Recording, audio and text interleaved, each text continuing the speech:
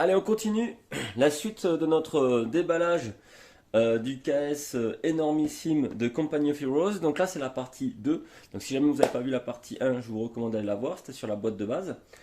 Donc là, j'ai décidé de partir sur tout ce qui complète au niveau gameplay mécanique et je garderai dans une troisième partie tout ce qui est plutôt esthétique et le map builder pack aussi. Donc allez, on va commencer par la cinquième faction du jeu, alors qui me paraissait plutôt super important. Donc comme je l'ai dit dans la première vidéo, c'était ma faction préférée dans le jeu vidéo, l'Ober Commando West. Et en plus, pour que ce soit plutôt intéressant et très thématique en multijoueur, en versus, 2 contre 2, plutôt de faire une incartade à l'histoire et d'avoir un Allemand associé à un allié contre 2 autres alliés, hein, parce que je vous rappelle dans la boîte de base on a donc les Allemands, les Américains, les Anglais et les Russes. Donc pour faire du 2 contre 2 thématique c'est assez délicat. Et du coup avec cette extension ça permet sans problème d'avoir 2 Allemands face à soi. Donc ça serait à mon avis un des add-ons les plus intéressants et importants à avoir. Alors qu'est-ce que l'on va trouver dedans? On va trouver les fiches de commandants. Je crois que c'est pas des généraux, c'est des commandeurs, des choses comme ça. Voilà, mais alors ça je ne vais pas trop m'en occuper puisque donc j'ai la traduction française, donc je ne vais pas les sortir. Ça m'intéresse pas vraiment. J'ai pareil la traduction pour les différents buildings qu'on va pouvoir construire avec eux. Donc comme à chaque fois, on en aura 3. Voilà, dans la partie, le premier est révélé. On a le coup pour pouvoir construire les 2 autres dans l'ordre. Je crois qu'il y a une faction ou 2 qui peut faire ça, qui peut directement passer au bâtiment 3. Je crois les Anglais et les Américains. Mais sinon, on commence comme ça. En plus, il y a un petit aide-mémoire pour les jeux et les différents tirs dans le jeu. Donc, c'est plutôt pas mal. Et voici les 3 premières unités que l'on aura au début. Les Storm Pioneers. Un véhicule, c'est justement le véhicule qui permet de construire des bâtiments. C'est ce qui me plaisait dans cette faction-là. Et la petite moto Kettenkrad qui permet sûrement d'agir comme un scout à mon avis. Bon voilà, et on va voir ce que l'on a d'autre comme véhicule. Alors, du coup ça en fait pas mal, j'ai l'impression qu'il y en a plus que dans les autres boîtes. Je ne sais pas trop pourquoi, mais tant mieux. Tant mieux, ça me va. Alors déjà, on va commencer par les soldats cette fois-ci. Il n'y en a pas vraiment, il n'y en a pas beaucoup. J'ai l'impression qu'il y en avait plus dans les autres, chez les autres factions. Alors qu'est-ce que l'on a? C'est juste le personnage soldat de base. Je crois qu'ils sont tous identiques. Ok, ça a l'air d'être le cas. Encore une fois, hein. Donc ouais, on voit, je sais pas si vous allez voir en caméra, mais on voit le OKW sous le socle de la figurine pour bien se repérer. Donc je vais mettre ça ici. Donc ce qui est intéressant, c'est qu'ils ont leur propre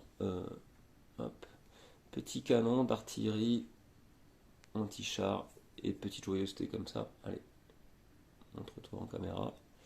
Donc on a ça et ça, je sais pas si c'est le flag gun ou autre. Voilà, vraiment sympathique. Alors il faudrait que je regarde comment ça fonctionne.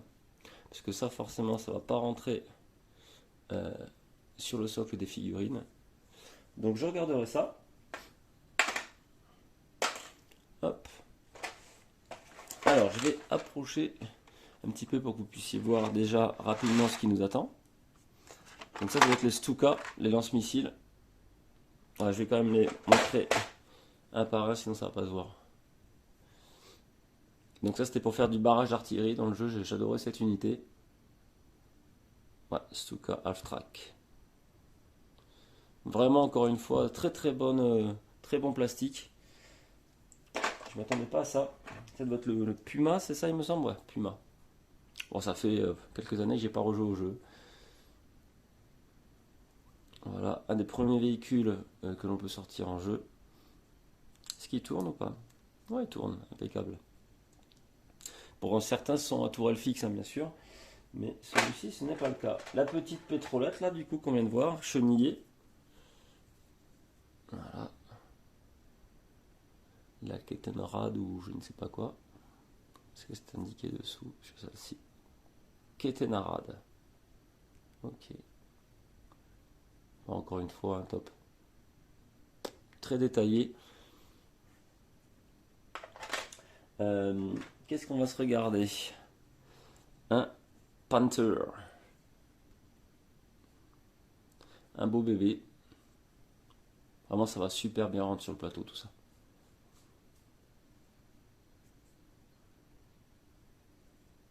Voilà. Un Lutch. Celui-là, je me souvenais plus du nom, mais bon. Pareil, sûrement un des premiers petits blindés à sortir en jeu. Il doit être plutôt très rapide. Voilà. Et enfin celui-ci qui faisait comme des barrages d'artillerie. Et également un gros obusier, je sais plus comment il s'appelle. Sturm Tiger. C'était hyper résistant, surtout à l'avant. Là pour le coup, il y a du vrai tank là. Un vrai tank. Bien costaud. J'adore. Donc lui forcément la tourelle, hein, elle est fixe. Ok. Je crois qu'on a fait le tour. Il manque les petits camions, donc ce sont eux qui vont se transformer en base. Donc ouais, il me tarde de voir un petit peu en jeu comment ça fonctionne, parce que du coup, voilà, c'est l'histoire de prise de risque, d'avoir sa base directement sur le plateau et pouvoir potentiellement être détruite, et du coup diminuer notre capacité à sortir des unités puissantes. Donc voilà, intéressant, mais tarde de voir ça. Il faut savoir quand même que dans le jeu de base, il y a plusieurs modules, plusieurs façons de jouer, les différents scénarios. Et il y a aussi, donc, comme je vous avais raconté, il y a une histoire de points de victoire, à savoir on gagne des points de victoire en gardant le contrôle de certains points stratégiques de la map et en détruisant les unités adverses. Mais il y a donc d'autres modes de jeu, dont un certain qui place physiquement une base pour chacune des équipes sur le plateau. Et le but du jeu, là encore une fois, c'est aussi de détruire cette base-là. Donc ça se rapprocherait un peu du système de l'Oberkommando où il y a aussi une prise de risque avec une base destructible. Et dans ce cas-là, ça met fin à la partie directement. Ok, bon moi je crois qu'on a vu ce qu'on pouvait trouver dans l'Oberkommando. Donc ça a l'air d'être top. Je regarderai ça en détail de mon côté. On va passer maintenant à l'add-on Elite Commanders. Donc lui en fait cet add-on il va rajouter plusieurs véhicules pour toutes les factions, pour les 5 factions du jeu. Avec aussi des Commanders associés. Donc voilà, ça va être ces Commanders qui vont rajouter des différentes tactiques aux factions et différents véhicules. Alors il y en a certains qui sont iconiques, aussi bien de la Seconde Guerre mondiale que du jeu Company of Heroes, et qu'on retrouve que dans ce pack là.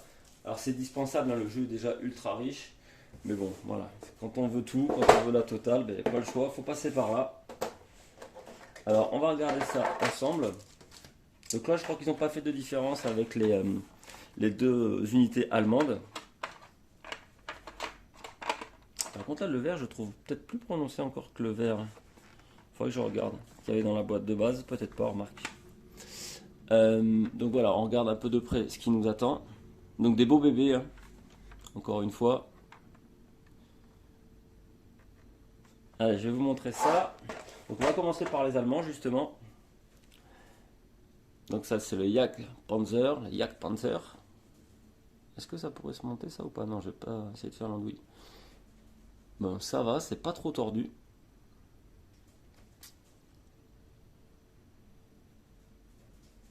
Ouais. Vraiment sympa. Puis encore une fois, hyper lourd dans la main, très solide. Le King Tiger.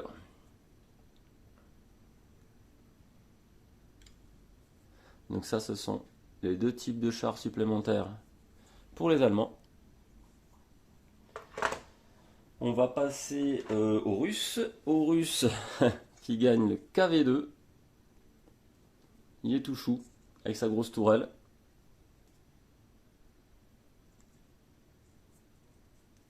Hop.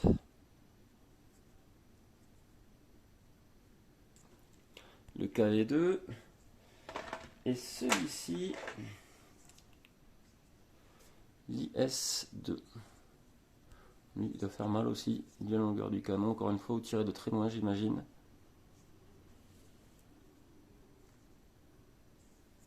Ah, c'est vraiment du beau boulot. Vraiment du très très beau boulot. Très très chouette. Ok. On va passer... c'est quoi? C'est les Américains, je crois, qui sont de cette couleur-là. Le Firefly. Donc lui plutôt mitrailleur. On dirait qu'il a un canon aussi à mon avis. Bon, pas trop puissant. Mais par contre des mitrailleuses en même temps. Sur la tourelle. Ok.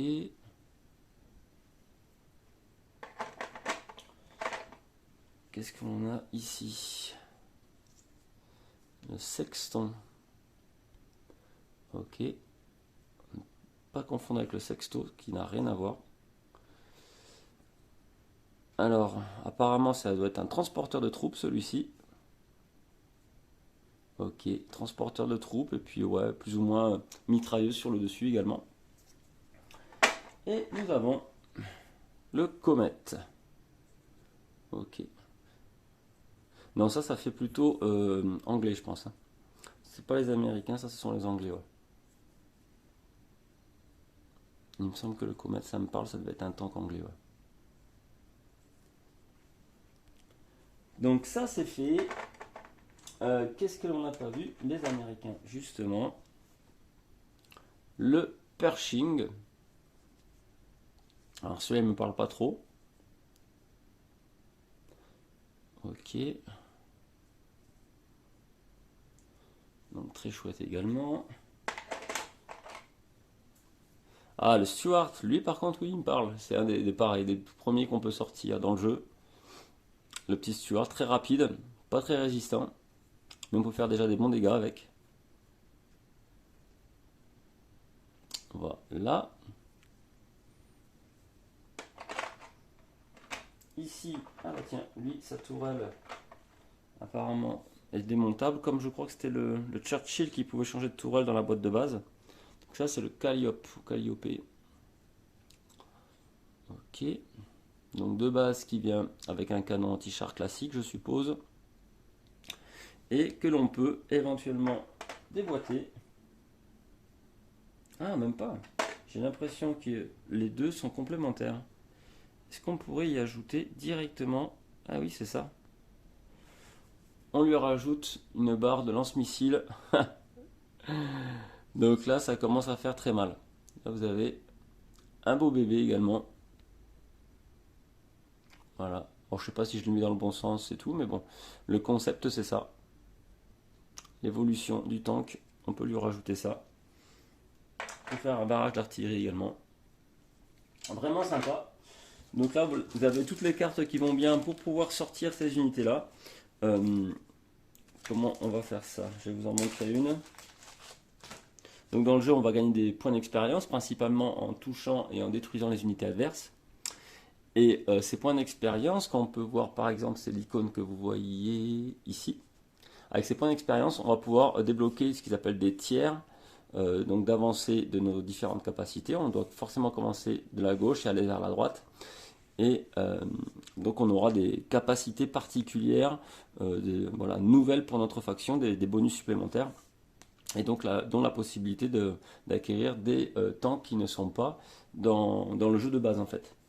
Et là, à ce moment-là, les statistiques du tank, aussi bien en coût que vraiment en pure stat, en dégâts et autres, sont indiquées directement sur la petite carte de commandeur.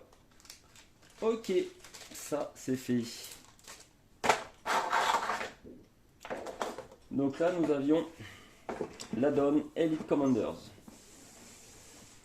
Là, on va passer aux 3 petits bonus de l'édition KS. Alors ceux-là, je ne sais pas s'ils seront disponibles dans le commerce ou autre, mais encore une fois, je vous répète, il y a la version 1.5 du KS qui sortira tout bientôt. Et vous pourrez très certainement récupérer ces packs si vous les voulez. Mon avis sera de la même façon si vous pledgés dans les 48 heures ou des choses comme ça, vous y aurez droit. Alors je vais tous les déballer, comme ça ce sera fait. Donc le Stug. Alors, pour les noms, hein, excusez-moi, j'adore cette période de la guerre, de l'histoire, mais je suis pas un pro sur tout ce qui est le nom des unités et autres. Ah. Ok, j'y arrive, ne vous inquiétez pas. Ça arrive et voilà. Donc on a le Stug, le Eastern Reinforcements et le Pathfinder. On va commencer par le Pathfinder, tiens. Alors, qu'est-ce qu'on a là? Donc c'est des toutes petites boîtes, hein, toute petite extension, c'est un petit bonus. À mon avis, il doit y avoir peut-être un ou deux commandeurs maxi dedans. Un ou deux tanks et puis c'est tout quoi. Alors qu'est-ce que l'on a? Donc effectivement, deux commandeurs supplémentaires. Apparemment, il y a du parachutiste. Alors, qu'est-ce qu'on a? Bah, vu la couleur, c'est de l'allemand. Ah, c'est marrant, parce qu'on a un tank allemand et des unités militaires américaines. De l'infanterie américaine. Ok, donc apparemment, c'est un pack aussi bien pour les Allemands que pour les Américains. Bah lui, il n'y a rien de gravé dessous. Mais je crois que c'est l'éléphant, ça, quelque chose comme ça. Ça me parlait. C'est un nom comme ça, ouais. Vu le look, ça doit être ça. Hop. Donc ces petits add-ons là, d'après ce que j'ai vu, j'ai regardé un petit peu en diagonale les différentes errata ou problèmes d'équilibrage. C'est principalement sur les petits add-ons comme ça où il y a le plus de choses à corriger, à améliorer. Donc encore une fois, si vous ne les avez pas de suite, c'est pas gênant puisque tout ça va être corrigé dans le reprint. Donc qu'est-ce que l'on a? Ouais, ça ressemble vraiment à de l'américain. Donc c'est ça doit être apparemment un commandeur américain spécialisé dans le parachutisme, tout ce qui est troupes d'assaut en territoire adverse. Et là, on a, c'est ça, l'éléphant. Donc ça, c'est le commandeur allemand qui nous permet de sortir l'éléphant. Ok, très très cher, il est lent, mais il fait très mal. Ok, donc très intéressant. On va passer tiens renforcement de l'Est. Donc on va voir ce qu'on a là. Là pour le coup c'est que pour les Russes. Donc un nouveau type de tank. Deux nouvelles unités. Donc, oh là, voilà, on a carrément, c'est bizarre ça. On a carrément 4 commandeurs, d'accord, différents. Donc vous voyez qu'avec juste quelques unités, on a de quoi pouvoir rajouter des commandeurs supplémentaires facilement. Donc celui-ci, c'est le ISU 152. Ok. Ok. Très chouette. Très très chouette. Et l'infanterie, qu'est-ce que l'on a? Voilà. Un peu typé sniper, j'ai l'impression, mais bon, pas sûr. On dirait quand même. On dirait, c'est plutôt pas mal puisque dans la boîte de base, je crois il y a un seul type d'unité d'infanterie pour les Russes. Donc là, ils en auront un deuxième. Alors voyons qu'est-ce que c'est que tout ça. Ils en parlent pas. Donc là, c'est plutôt pour le 152. Là, c'est également le cas. Là aussi, anti-tank, anti-infanterie. Des sharpshooters. Ouais, mais j'ai l'impression avec la cible qu'il y a là que ça doit être l'équivalent de sniper pour la Russie. Ok. Bon, je regarderai ça en détail également. Là, le but du jeu, c'est juste de voir un petit peu ce qu'on peut trouver dedans pour avoir une petite idée. Alors, c'est toujours des petites boîtes, hein, il n'y a rien d'exceptionnel, mais bon. Et là, du coup, ce sont les Stug, pour les Allemands. Donc, ils les ont mises de les deux couleurs, hein, c'est comme ça qu'on différencie en jeu les deux factions allemandes. C'est un gris un peu plus foncé. Voilà, donc c'est exactement les mêmes tanks. On peut les regarder rapidement comme ça. Hop. Et voilà. Ok. Donc il y a des dés qui leur sont attitrés. Je sais pas si c'est des dés en plus. Oh, je suis pas sûr. Il y a une histoire de fusil dessus. Pareil, de précision sûrement. Qu'est-ce que l'on a? Système d'embuscade, infiltration. Ah, mais ça c'est pour... ça doit être les Américains, ça aussi encore. Donc c'est des commandeurs supplémentaires, peut-être pour britanniques ou américains. Ah, mais je crois qu'on reconnaît au liseré, c'est ça. Voilà. Donc ça c'est britannique, ça c'est américain, ça c'est russe.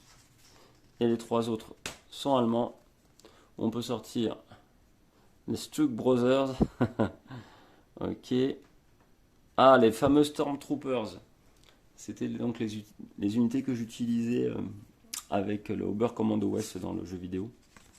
Donc d'accord, si je veux en bénéficier, il faut que je prenne un de ces commandeurs. Ok, de l'infanterie, reconnaissance. Ok. Ok, pas mal, beaucoup de beaucoup de commandeurs supplémentaires. Donc voilà, ça fait pas mal de choses. Ok, bon bah top. Top. Est-ce que j'en profite du coup, comme la vidéo est pas trop longue quand même, je crois que je vais vous montrer rapidement ce que contient le solo également. Alors je vais vous chercher ça. Allez. Donc tant qu'à faire, oui, on va regarder ce qu'on trouve dans la boîte d'extension solo coop. Et du coup, bah, je ferai une troisième vidéo avec juste tout ce qui est esthétique. Et ce sera très bien. Même si ça promet d'être assez magnifique sur le champ de bataille. Alors, l'extension coop. Donc on a un livret de règles. Alors dans la francisation du jeu, ils ont condensé en un seul livret aussi bien les règles de base, les règles avancées, le livret de scénario comme le solo. Tout se trouve dans le même bouquin. Donc c'est super simple. Et du coup tout ça, on n'en a pas besoin. Alors, des petits cubes pour l'IA, apparemment. Les différentes cartes du jeu. Alors le solo, il va fonctionner avec un système de petits tuiles comme ça, de disques. Alors je vais vous l'ouvrir. Est-ce qu'il y a quelque chose derrière? Je pense pas, non. Je vais vous ouvrir ça. Donc le solo a l'air top. Vraiment bien. Il y avait pareil un ou deux petits soucis sur certaines cartes. De résumé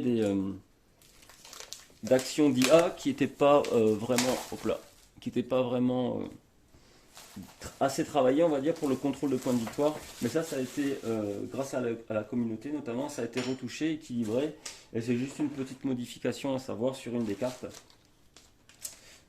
Hop. Donc je vous montre ça. En fait, dans le jeu, là vous avez tout en anglais, mais évidemment, donc, il y a tout en français avec la francisation. Donc ici, vous allez choisir votre niveau de difficulté, en fait. Donc on a un hard, 3 médiums et un easy. Donc on imagine on part sur easy. En plus les médiums ils ont des tactiques un peu différentes. Il y en a un qui va être plus ou moins équilibré, l'autre plutôt rapide, l'autre plutôt en tank. Donc ça permet d'avoir une IA en plus qui joue différemment. Et on va voir à chaque manche les unités que va sortir l'adversaire. Donc on voit quand elles sont entourées de disques blancs, d'un rond blanc comme ça, c'est la première partie de la bataille, et dès qu'on passe en disque rouge, là l'ennemi s'énerve un peu et il a des actions un petit peu différentes et des unités plus puissantes qui vont sortir. Donc il y a un certain nombre de points de victoire à obtenir. Et en l'occurrence, donc c'est 10 points de victoire. Quand on joue contre l'IA, les unités qu'on lui détruit, ça ne nous rapporte pas de points de victoire. Il faut juste contrôler le terrain. Et là, ça se joue du coup en temps limité. Chaque tour, on va avancer un petit cube et faire spawner les unités indiquées par les petits disques que l'on voit, donc du vert, du jaune, du bleu, du rouge. Et lorsqu'on amène le petit cube ici, eh bien, la partie est perdue. C'est l'IA qui a gagné. Donc oui, la différence avec les disques blancs et rouges, c'est que l'IA au départ n'a que 3 petits cubes d'action en fait pour ces unités. Et dès qu'il va passer en phase rouge, il aura les 6 pour déplacer ces unités, donc faire beaucoup plus de choses sur le terrain. Donc le système pour faire arriver les unités, ça fonctionne comme ça. On a après un résumé de tout ce que peuvent faire les unités en fonction des symboles. Donc à chaque fois, on va avoir le symbole. Voilà. Et le symbole va vous indiquer l'unité à choisir et ce qu'elle fait. Et c'est en général très simple, très intuitif.